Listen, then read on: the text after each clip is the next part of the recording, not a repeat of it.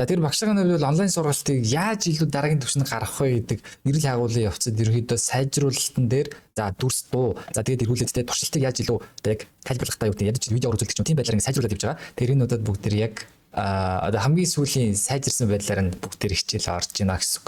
За тэгэхээр ерөөхдөө бол багш нь яг үндсэн ойлголтууд болон гол цөм агуулгуудыг ингэж тайлбараар өгч байгаа. Тэгээд өмнө нь орж байсан видеогийн одоо лайв хичээлийн манд хэсгүүдээс ингээд видеог нь эдитлээд оруулсан байгаа шүү. За тэгээд тэрнтэй холбоотой бас файлууд гэсэн хаана орсон байгааг та харсан байх. За тэгээд бүгдрийг хичээлд орцгоё. За тэр жиг төвс хөдөлгөөн дээр эхлээ багш нь шууд бичлэгнүүд үзүүлье. За хамгийн ихний бичлэг бол жиг төвс хөдөлгөөний хамгийн ингэ жишээ. За ийм 70 дахь бөмбөг явуулчихна. Жаарсан бах. Дахиад харцгаая. За багш нь камера жоохон доошлуулчаад ивэл хагаад. За бүгд яг л стрим үзэж байгаа юм шиг үзэх хэрэгтэй шүү за хичээлээ. За одоо сайн удаашруулж олон фреймээр харъя. За энэ болохоор яг ийм адилхан хугацаануудад ингээд улаан цэгийг тэмдэглэл яваад байгаа шүү за.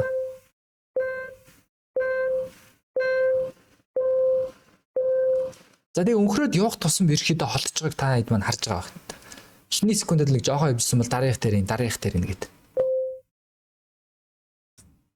За displacement буюу одоо шилжилтийг харуулж байна. Эхнийх дээр нэг дараагийнх дээр ингээд 3, тэгээд 5, тэгээд 7, тэгээд 9-оор ингээд нэмэгдээд явж байна гэсэн үг. За энийг харж явах нь маш чухал шүү. За. За бүгд нь буцаа камера энцлээ. За эхний бичлэг үл энэ. Дараагийн видеод үзэх ёстой зүйл болохоор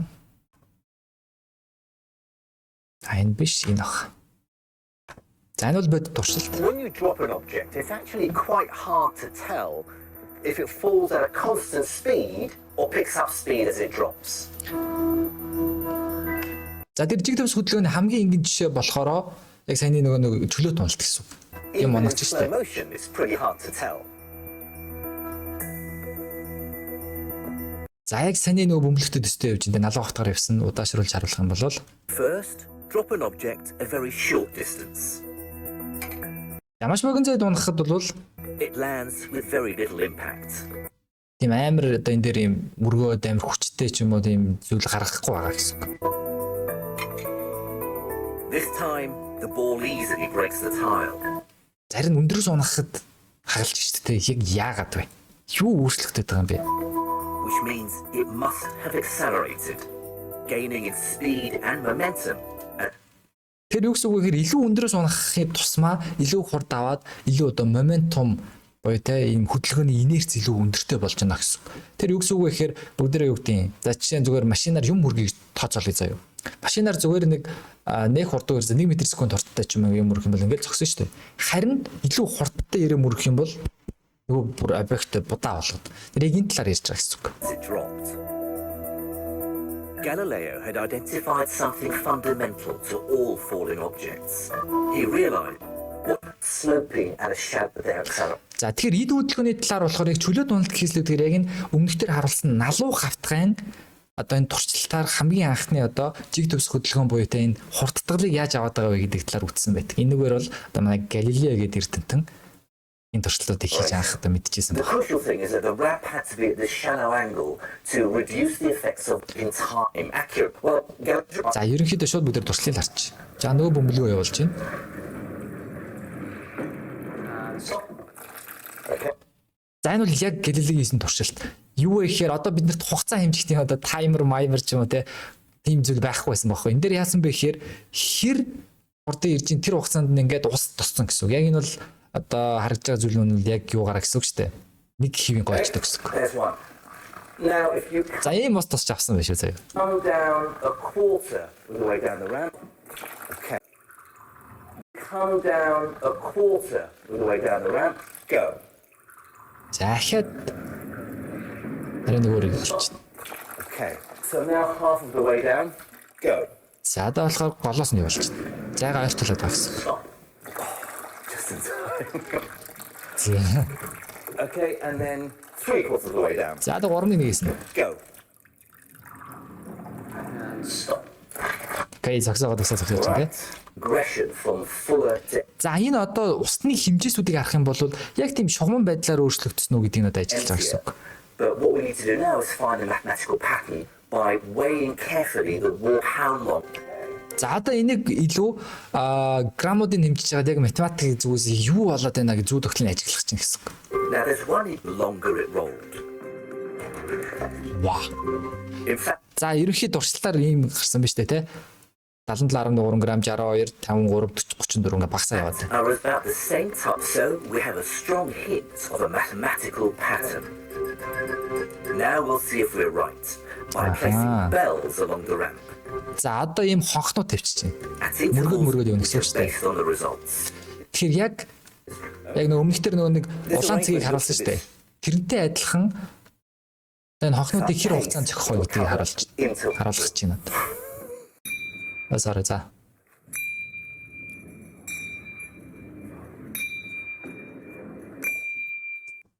За гол зүйл нь хонхнууд бол яг хонхнуудын хоорондох цогж байгаа нь бол адилхан.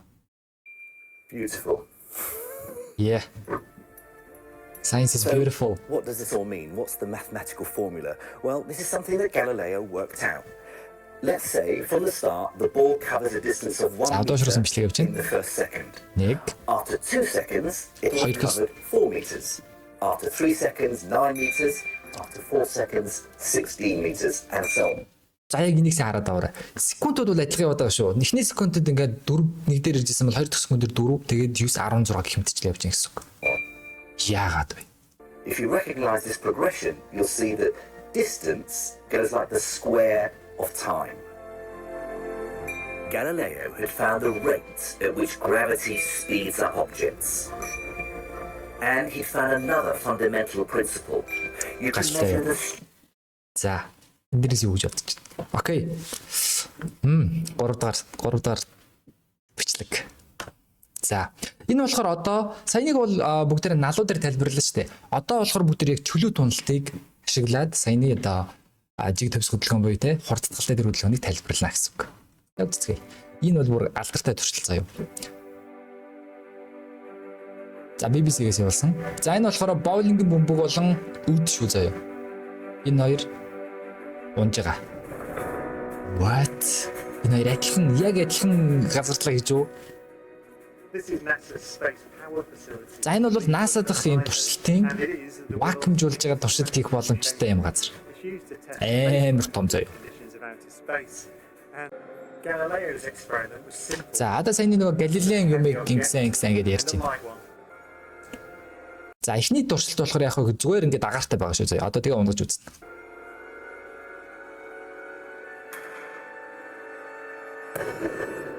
За тийм байлгүй дээ. Нүдэн шууд цуг унаад байсан шүү дээ. Энэ хэмжлэг дээр те. За. Аргагүй энэ бол ингэ хэрэгтэй. The feathers fell to the ground at a slower rate than the bowling ball because of their resistance. Боулинг болж амар хүндтэй. Боулинг бол угаасаа төрүүлж унах нь тодорхой. Яа бүр ивтэй хичлээ датлаа ярьцгийг. So in order to see. За энд хамгийн гол зүйл бол агаар эсэргүүцэл байгаа. За одоо яах вэ гэхээр саяны нөгөө нэг өрөөнд дотроо вакуум үүсгэнэ. За одоо ингээд сорулж авч байгаа гэсэн үг. За ингээд даралт юм болж амар хөө ярьж байна. Тэнгүүтээ бүх одоо агаарыг аваад вакуум болгоцсон байгаа. За одоо тэгээ уналт юм. Энэ хоёрыг унгана, зэрэг унгана гэсэн үг. Яг саяны яг унгасан шүү дээ. Яг тэрнтэй адилхан. Удаашруулсан бичлэг явж байна. Oh, what? Яг адилхан яваад байгаа юм уу? Үд боулингийн бөмбөг хоёр сте. Come on. За энэ бол мэдээж удаашруулсан бичлэг. Гэхдээ яг зэрэг яваад. Үд төрлөө бөмбөг. Яг адилхан унлаа.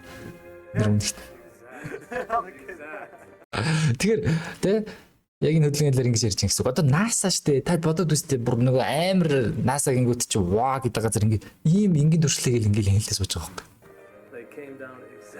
Яа яг адилхан унлаа шүү. Тэ. Вау. Яг нэг газар унлаа. That's just brilliant. Come on. Isaac Newton would say that the ball. За тэгэхээр энэ бичлэгүүдийн линкүүдийг бүгд оролцсон байгаа шүү. За YouTube-ээс та өөрсдөө бас яг үзээрэй. Reaction өөрсдөө үзээрэй. За багш нь бол жоо хурдтуулж. Because they're not falling. They're standing still. There is no force acting on them at all. За яг адилхан унлаа гэдэг хэлээр You couldn't see the background. За одоо төгсгөлээр нь яг бод бичлэг харан заяа. Удаашруулаагүй. Тэгэхээр яг тэрийг бас хараарай. Accelerated towards the earth. За тэгэхээр саяны 3 бичлэг бодоод үзье. Одоо саяны 3 бичлэг бол бидний дэвд яг хийж чадвар Could туршилсан. black holes be the key to Come on next бичлэг. За тэгэхээр бүгдээрээ яг бодит хичээл дээр бол яг өөрсдөө туршиж үзэх хэрэгтэй. Эхлээд туршиж үзэх хэрэгтэй. Тэгээд чи ажиглаад what энэ юу болчихваа гэдэг юм сониуч зан гарч байгаа штэ үүсэж байгаа те. Тэрэн дээр үндэслээд онлынхын тайлбарыг сониучрахад олоод явах юм бол энэ яг хамгийн сайжрах зүг зам гэж ойлгож байна. За одоо бүгдээрээ тайлбарлая. За эхний жишээн дээр авъя. Эхний жишээн дээр юу болсон бэ гэхээр секунд бүр явагдсан. Эхнийх дээр 1 тэ тэгээд 4 9 тэгэнгүүтээ хэд болж илаа 16 их мэдчлэн одоо замууд нь холдож ирсэн. Одоо энэ бол сантиметр метр хамаагүй. За бүгдээр метргээ бодчих заяа. За тэгэхээр юу болж байгаа вэ гэхээр бүгдээр энэ хоорондын хэрээр холдож байгааг энэ харъя. Ингээд явах юм бол 3 5 7 гэх мэтчлээ явж байна те. Ахиад эднүүсийн оронд зүү тогтлоо штэ. 2-оор нэмэгт яваад. Тийм. Нэмэх 2, нэмэх 2.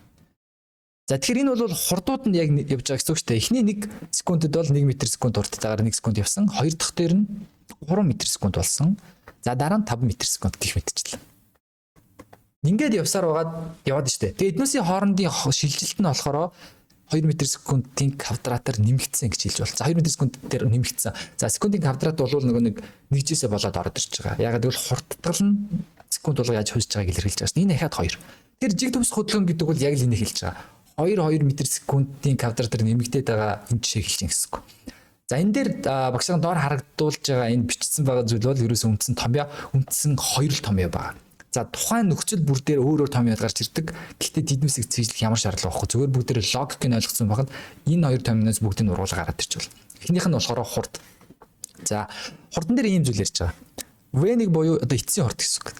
Хамгийн сүүл ямар хурдтай болсон байх юм бэ гэж байгаа нь анхных нь хурдан дээр А гүрждэг нь Т. За хэрвээ хасагдж байгаа юм бол хасах нь АТ гэсэн үг.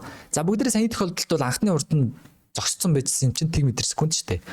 Тэгээд хурдтгал нь 2 м/сек квадратаар нэмэгдээ яваад байна гэсэн үг. За тэгвэл одоо энэ ингээд цаашаа явж байгаа шүү дээ. Тэгвэл 100 секундын дараа хэр хурдтай болох юм? Яг энэ маягаар үргэлжлүүл. Тэгвэл 100 секундээр шууд үржүүлээл нэмчихнэ гэсэн үг. За Т бол 100 секунд.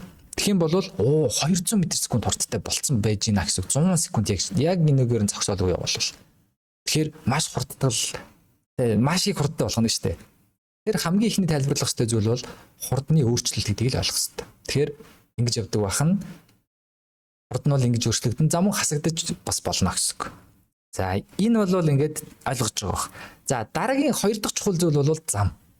Одоо зам дээр аюу сонирхолтой зүйл гарч ирнэ. Тэгэхээр бид нар өмнө жигт хөдөлгөөн дээр S тэнцүү шууд V-г үрждэг нь T-гээл бодчихдог байсан шүү дээ. Хурдыг хугацаагаар үржээд зам гарнаа.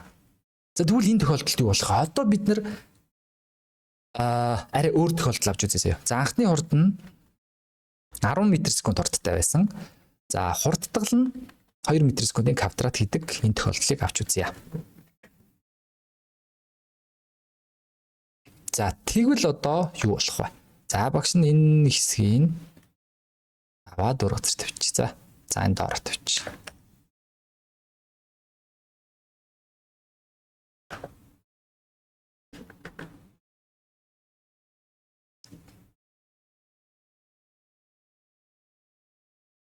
За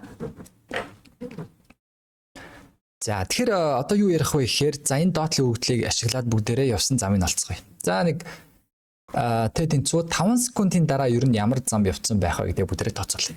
За энэ бол зөвхөн тооцоолын үүднээс шүү. За хоёр дахь дээр дараагийнх дээр бүгдээр графикийн зураг харна.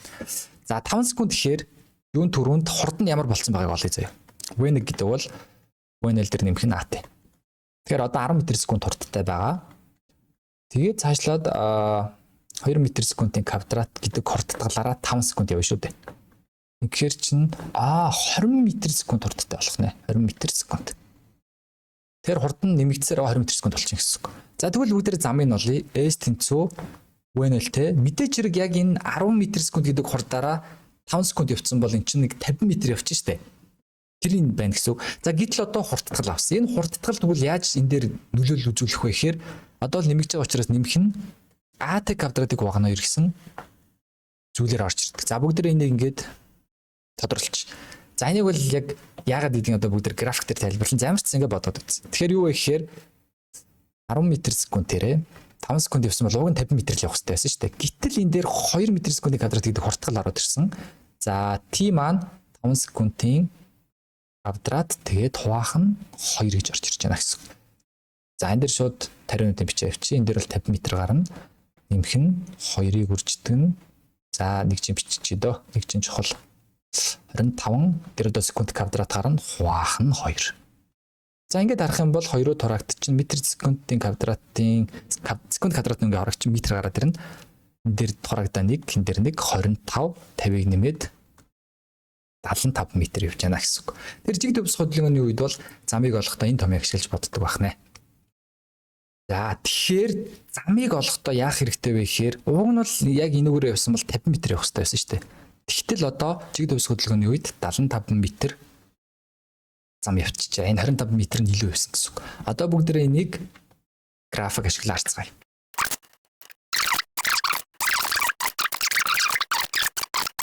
За тэгэхээр одоо бүгдээ график дээр зурж үзцгээе. За тэгэхээр график дээр болохоор тэнхлэхийн дагуу одоо ямар хэмжигдэхүүн авч байгаа гэдгийг аюул чухал. За бүгдээ босоо тэнхлэхийн дагуу хурд авч.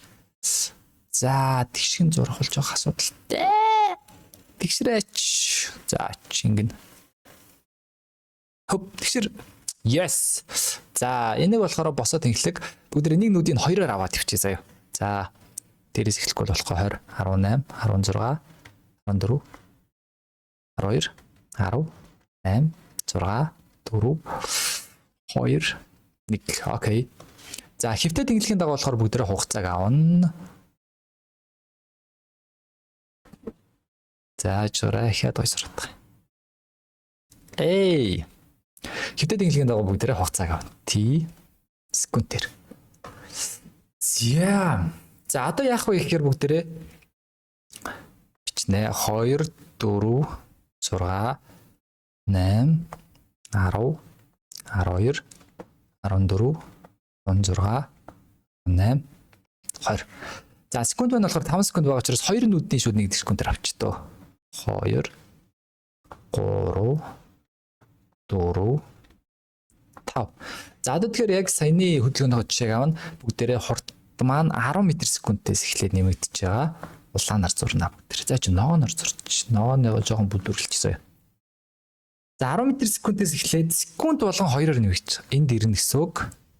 Энд 3 секундээр 16, 4 секунд дээр 18, 5 дахь секунд дээр 20. За яг ийм шулуунаар ингээ нэмэгдээд явчих. За энийг тэгшгэн зурхаас аягүй чухал. За яг ийм гэсэн үг шүү.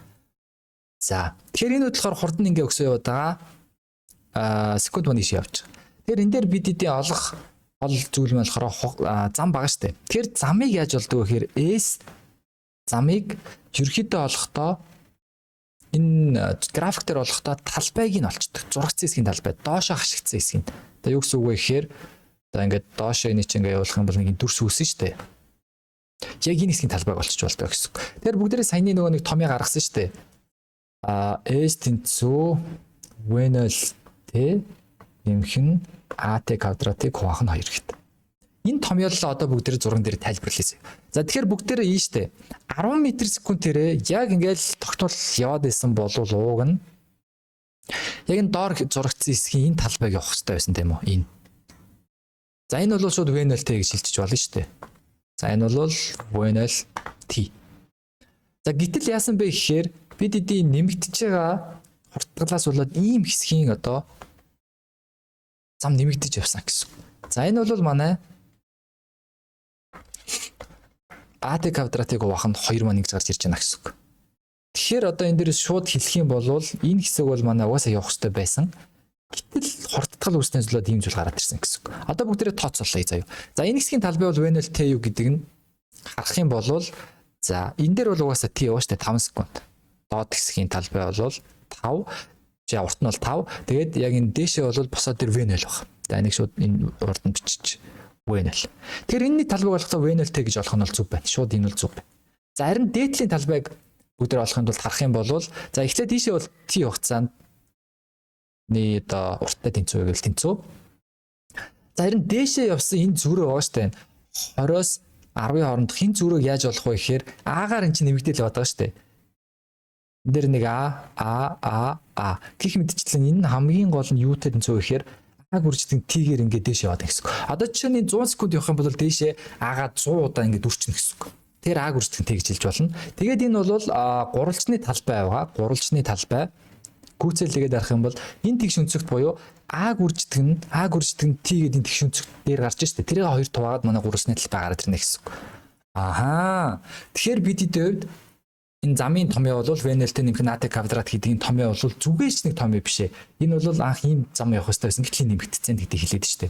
Тэгээд энэ нэмэгдэж хасагдаж болно. Хэрвээ хасагдсан бол ийм юм зурагдах хэрэгтэй байсан. Ийм юм. Тэгээд энэ хэсэг нь хасагдаж буюу энэ дээр хасгаар тооцох хэрэгтэй байсан гэсэн үг. Тэгэхээр одоо тэрийг бүгдээр ойлгочлаа шүү дээ. За тэр графикаар тайлбарлавал юм тэр жиг төвс хөдөлгөөн бол ерөөсөө л хурд нь яг тогтмолоор нэмэгдэж хасагдж байгаа хэлбэрийг хэлж байгаа. За тэгээд энэ дээр үндэслээд дараагийн тайлбарлах зүйл маань болохоор чөлөөт уналт. Тэр яг эхний туршлуудаар бүгдээр чөлөөт уналтаар тайлбарласан шүү дээ. Тэр энэ А гэдэг хурдтгал маань одоо дэлхий дээр нөгөө G тогтмол тоо маань юу гэдэг вэ гэхээр ойролцоогоор 9.8 буюу ер нь бол 10 м/с-ийн квадрат гэдэг хурдтгал байнга авч идэг гэсэн. Юу гэсэн үг вэ гэхээр дээрээс юм унах юм бол доошоо байнга хурцсан яваад байна гэсэн. Энд дээр нэг тооцоолол хийцгээе.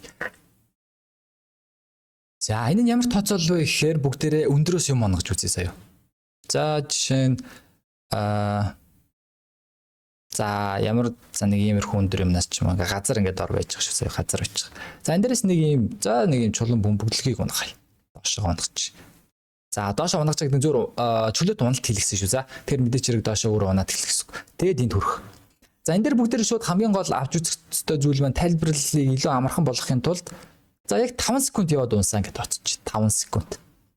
Тэгэхээр доошоо хэр өндрөөс унагсан бэ? Тэгээд хурд нь юу болж хувирах вэ гэдгийг бүгдээрээ тооцоолъё. Тэгэхээр бид эдийн VNL бол 1 м/с байх шүү. 1 м/с. За тэгэхээр өмнөхдөр одоо саяхан хэлсэнчлэн G бол ойролцоогоор за нэг шууд 10-аар нь авчихсан илүү амар гэж байгаа юм. Тэр доошоо ингээл 10 ороор нэмэгдээ яваад байдаг гэсэн үг. Тэгвэл 5 секундын дараа хурд нь юу болох вэ гэхээр V1-ийг тэнцүү VNL дээр нэмэх нь GT гэдэг ийм зүйл орж ирнэ гэсэн үг. За энэ дэр тооцоолыг нэвэл 10 м/с дээр нэмэх нь 10 м/с квадратыг үржих нь T чинь болохоор 5 секунд байгаа шүү дээ. 5 секунд. VNL чинь тийх шүү. Sorry. За ингээд харах юм бол бидэд одоо 50 м/с хурдтай болцсон байж байна гэсэн үг. 50 м/с. За 50 м/с-ийг бүгд нөгөө км цаг руу шилжүүлэх зүйлийг үзсэн шүү дээ. Тэрүүгээрээ бодоод үзвэл ойролцоогоор 3.6 таар чинь 180 км/цаг. Тэгэхээр юу 180 км/цаг хурдтай та юм бүргэж ийн гэж төсөөлөд үзтээ. 180 км/цаг хурдтай машинтай явж байгаа пан амар юм болно тийм үү. Тэгэхээр 5 секунд л зүгээр нэм доошо чөлөөт тунал твлийг тийм хэмжээний хүчээр очиж мөргөнө гэсэн үг. Тэгэхээр амар уус тэ. Тэгэхээр өндрөөс унна гэдэг бол тийм аюултай тийм амар зүйл гэж бас бүгд ойлгож болчих шүү дээ. За тэгвэл энэ хугацаанд ямар зам явсан бэ? Энийг ямар өндрөөс унгаж чиж 5 секундын турш явж унах вэ? Тэрийг бүгдээрээ бодж үзцгээе. Тэгэхээр энэ дээр доор бичсэн байгаачлан одоо яг саяны нөгөө бүгдээрээ ботолсон шүү дээ. Хурдтгал нь яаж орж ирж байгааг тэр томьёогоор олох юм бол H тэнцүү VNL-T нэмэх нь GT квадратыг хуваах нь 2 гэж олно гэсэн. За доош явж байгаа учраас нэмэхээр шүү. За эхний хурд бол тэг байсан учраас шүү тэг чинь. Тэгээ энэ дээрээс бодох юм бол 10 5-ын квадрат хуваах нь 2. Тэгэхээр 125 м гэсэн үг. 125 м-ээс юм унах юм бол 5 секундэд унах юм байна ойролцоогоор. Тэгээд хурд нь 50 м/с хурдтай болох буюу 180 км/цаг хурдтай болоод очиж мөргөнө гэсэн үг. За тэгэхээр өнөөдөр хичээлээр болохоор жиг төвс хөдөлгөөн дотроо ямар үндсэн томьёонууд байгаа, ямар ойлголтууд байгаа, бүгдээр туршлаар яаж ажиглаж болох вэ? Болон чөлөөт уналт нь яг энэ хөдөлгөөнтэй адилхан шүү гэдгийг ойлголоо. Томьёолыг ойлгосон байх. Одоо бүгдээрээ бодлогууд дээр ашиглаад өөртөө бодоод үзээрэй. Тэгэхээр бодлогынхаа тайлбар бичлэгүүдийг үзээд PDF байдлаар оруулсан бодлого тасгалуудаа өөртөө бие дагаад тэгээрэй. Бүгд эрэнд нь амжилт хүсье. Дараагийн хичээлээр уулзцгаая.